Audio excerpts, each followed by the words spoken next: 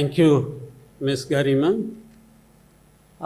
This subject is perhaps given to me to expose my ignorance. I love it because everybody has got his own quota of ignorance. I was just listening to the presentations by the speakers of earlier session, and it gave me lot of food for thinking. Normally, I make fun of myself because it is always better to be very critical of one's own self. That's what Dr. Nisha Manikar has said. And also self-reflection. These are the two things that are very important. And the most important point here is just like Ravindra Kumar Vemula, I also say that I am from the Northeast because I have spent almost 8-9 years in the northeastern part of India. So I know how things are there, particularly in Mizoram. See, some of the words which we have used, democracy, power, all these things, there are two aspects to them. One is the legal aspect, the constitutional aspect. We say Article 19(1)(a) of the Indian Constitution guarantees freedom of speech and expression. That is one aspect. The other one is the social aspect, or you can even call it as socio-cultural aspect. These are very important in the sense, legally speaking, it gives one kind of perspective. Socially speaking, it is of another perspective.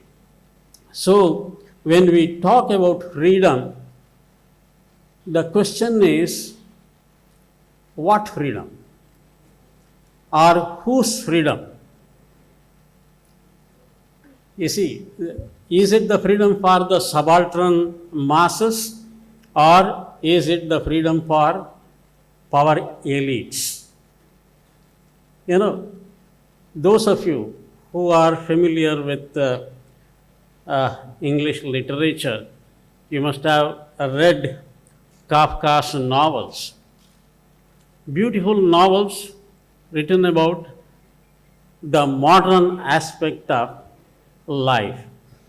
So, whenever I talk about media, some of these things, making fun of certain things, news sense over the years has become nonsense. Why do I say this? Because everything trivial is becoming important, and what is important is becoming trivial. Yesterday I spoke about the page 3 culture, which is devoid of the realities. So this is what we have been talking of. So when you talk about the legal aspect, freedom is one thing, and when you talk about the socio-cultural context, it is another thing. So we are also talking of social media ethics and a legality of digital language. I'm a little bit conservative when it comes to language, its proper use.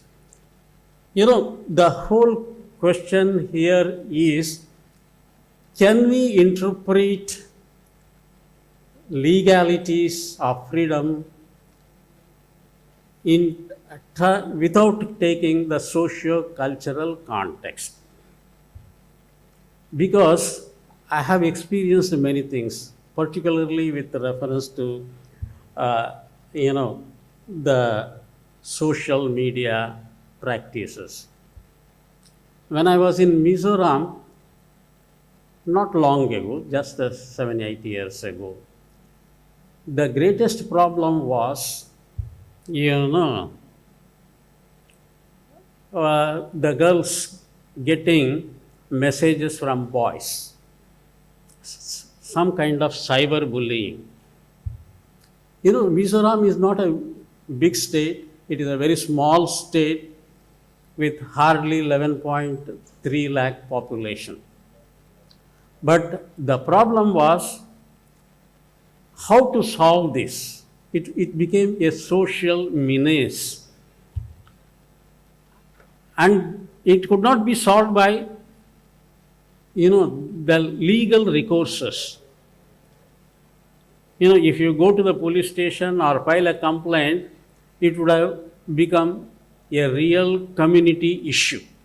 You know, in Mizoram, going to the police station against another person is not always accepted. It should, you know, everything should be settled within the society. But the young people were not listening to the elders, and the girls were, you know, they were being attacked day in and day out. We have done a lot of research about it in Mizoram, a small state, a small tribal community, where community life is very important. So this is one thing. And the second thing is, when we talk about democracy, we talk about political parties, we talk about elections.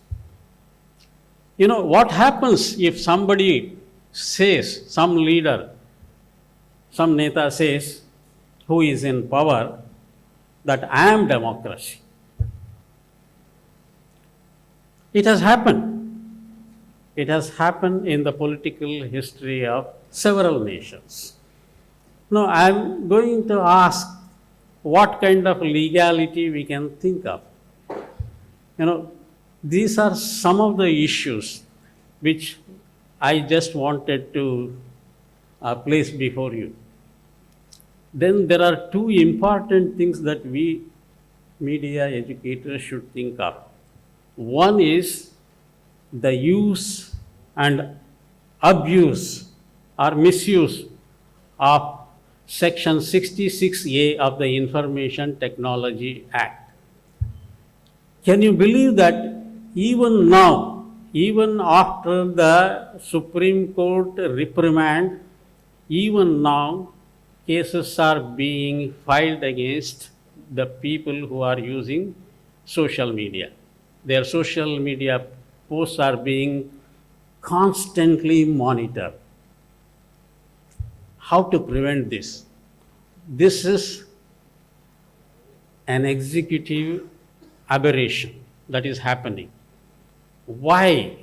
You know, very recently the Supreme Court of India said you should not do it. 8 years ago, they gave a decision, verdict, that it is null and void. But still, it is being used and it is being noticed by the Supreme Court of India again. And the second thing is, Professor Abhijit Roy talked about the personal. You know, where is personal? You know, the question of privacy, individual privacy, it doesn't exist in India. There is no legal framework for right to privacy, which is a fact. Of course, the union government long ago constituted a committee under the chairmanship of Justice Shah about right to privacy, but what has happened to the report? Of course, Justice Shah made several recommendations, but they are still gathering dust. But apart from the legality, there is another aspect. That is there anything called privacy in our social cultural framework? In India, the Western concept of privacy doesn't exist, I believe. I may be wrong. If you can correct me, I would be happy. This is what I have been thinking of. And we have also talked about how to introduce a privacy law which is Indian in context and also in spirit, unlike the Western concept of privacy. Because my friend Professor Darurkar always, and also Biplav, they are the champions of Indianness. So I think we also join them to say that we are also Indian. So these are the things that have been, eating my head for quite a long time. And of course, the way in which things are happening right now in the digital sphere by using the social media, all of us have, we were all aware of them, have understood how serious they are. So without, I think since two of my friends on the panel are absent, I have taken a little more time to give an introduction to what it is like from my perspective. Now, I request Dr. Lokesh Sharma to make his presentation. There is no time limit for him. He can take whatever he wants.